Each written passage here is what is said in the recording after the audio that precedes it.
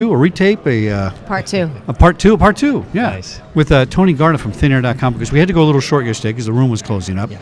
But I'm into this product, right? You and I get it. Yeah. And you know I get it, and I'm excited about You it. get it. So Dorothy, Both of you get it. we want to come up with a follow-up. So tell us briefly what you guys do and how you do it, then we're going to talk about some applications. Sure. So we can tell you within 90 seconds exactly where any insider is within your organization. And how we do that is actually through this new technology that we like to call information attribution. So we basically keep a historical record of all the things that people within the organization have seen. So that if information is exfiltrated from the organization, we have this nice list that we can use to narrow the scope of the investigation down to the people that had the access and the opportunity to actually take the information that's in question. Old school. Old school. It works. Yeah. Now, Dorothy had some good ideas on how to talk about financial applications. Exactly. So in terms of global financial services, or any financial service firm for that matter, what we've seen is that the various functions are siloed. So you have compliance, and under compliance there's financial crime investigations. Then there's a totally separate group under information technology, which is a cybersecurity, and now incident reporting under New York State DFS for those banks that are regulated by New York State Department of Financial Services. And then you have a third group, which really is the collaboration, the core functions of compliance, legal, risk that access that data. What we're finding, though, is that all of that data is siloed. But as you and I were speaking about earlier, the criminals, the bad guys and gals, know how to obtain that data. So could you please share your insights on how Thin Air may become a change agent? Oh, absolutely. Change agent, very nice. In the financial services sector, of which you have clients. Yes, we do. To help those clients aggregate this data, detect that internal fraud as well as external fraud, and locate the attribution much more quickly. And then obviously the follow-on from that would be to create the reporting that fast-tracks the law enforcement investigation. All right, is this a congressional investigation? Because you lost me there for a second. Take it, Tony. You can do it. Well, actually, what we've noticed is that so our particular focus is on insiders. So what we give you is the ability to kind of find those folks very quickly. What we've noticed is that there's actually a very clear pattern of behavior. So normally, if I'm an insider, I go and I collect information that I care about. I go try to obfuscate that from the detection mechanisms that exist within the organization. Then I find an opportunity to actually communicate it outside of the organization. So what we've basically developed is an ability to take that pattern of activity and find that across the enterprise. So if it's financial information that you care about, if it's personally identifiable information that you care about, if we start to see that pattern of behavior, we then apply it and alert the organization that it's occurring in real time.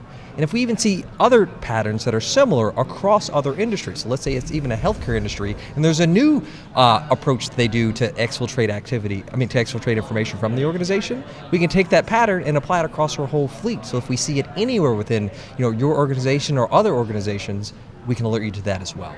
Now, when you get an organization that's really huge and people move around department to department, maybe state to state, Yes. have you ever had an opportunity to pick up a bad actor that was in one place, now he's in another place, and you know it's him? Well, normally what happens is that people exfiltrate information for a variety of reasons. Sometimes they just feel as if, the organization has done them wrong. Right. They feel like they want to retaliate against it. So what we try to look for are just those types of indicators. So even in the event that a person were to move from one department to another, if others that their peers within that organization are accessing data, differently than the way that this particular insider is, we can alert against that as well. So it's more like finding the outliers in the fleet of the organization versus the department that they're actually in. Now, you got a good war story for us? A big success about something? Yeah, of course. All right. So actually there was one particular organization. It was a multinational consulting organization. The thing that they were concerned about was they had employees that they thought, they couldn't figure out what was happening, but employees were quitting and starting competing companies, right, against this consulting company. So what they did is they approached us and we deployed Thin Air. Within the first 2 hours, we actually detected our first insider. And what they were doing is taking their complete contact database, obfuscating it, and communicating it out. And the reason why they did that is so that they could then start a competing company and then call all the contacts within that contact database. Within the next 48 hours, we actually found an additional 2 people within the organization. So within 48 hours, we actually found 3 insiders and saved that company, literally millions of dollars. I think insiders are my personal opinion, they're the biggest threat. because the bad guys are knocking on the door. We know they're out there. We're trying to defend against them. Right. But it's the Trojan horse. I mean, that's the classic story, right? What type of activity are you finding and detecting with thin air that our viewers might be interested in? Crimes, espionage, bullying, stalking. What are you finding? Everything? So every single time that you open, news articles happen every single day. I mean, the typical example that we like to talk about is just, the Waymo walk-off, where the employee walks off with information, then they start a new company, and then it gets acquired by a competitor. Well, those are things that we see actually on a very regular basis. That's the exact template that we saw with that consulting company. Yeah. People that work there competing against the company that they actually were being employed against. But are there other types of behavior that you're finding that are, or is that the main one? Is that the main behavior you detect? So the things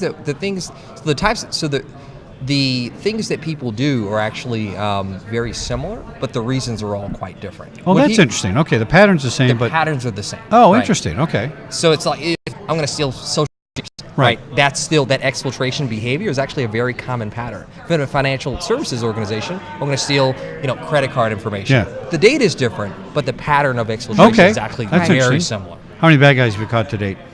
We don't talk about that publicly. Okay. More than 3. I'll get it out of them when we're off the air, you watch, but I won't share it.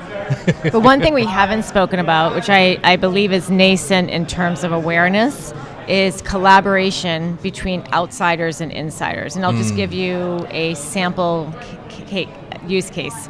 You have an individual who knows that there's an ongoing investigation of him within a particular enterprise. Friends with the IT manager, they go out for drinks. IT manager is not making as much money as he would like to make. Little cash on the side looks good. Yeah. He says, download those emails for me because I need them, for a case I have, and I'm being, I'm the victim. Downloads the emails. The emails get transferred outside of the enterprise. Violation of IT policy. In this case, violation of bank secrecy laws in 2 countries, not one, and violation of Dodd-Frank. So we have various levels of violations. So now the bank is in the hot seat. That's right. Because the legal department and the compliance department know that they have criminal activity within the organization, collusion, and there's a victim on the outside who is, by the way, a customer of the bank who is now preparing a lawsuit for violation of personal data. Yeah. Are these types of cases difficult to crack? Is this something that you would help your clients to do? We give you the evidence. So that what's great about us is that we give you not only do we help you find the individual that actually exfiltrate the information, we give you how they did it. And that's the evidence you can then use to take whatever corrective action you think is important. Sometimes this stuff is actually on accident. Sometimes people just make mistakes. They don't know that sending this stuff outside the organization is actually very bad. They're just trying to work from home. Right. They just want to get work done. But at the end of the day, it's the duty of the organization to have control over the assets that are the most important assets within the company. And that's the information. It's not the computers, it's not the laptops, it's not the phones, it's the information that is on those things. And that's what we care deeply about. Tony Guada, thinair.com. Check them out, you guys. One of my favorite products here, Black Hat 2017. Thanks for the recap. Thanks for having me. Glad to have again. on anytime. Appreciate it. Thank you, All Tom. right, Ms. Producer, we can go dark. We'll be up in a few more minutes here on SecurityGuyTV.com at Black Hat 2017.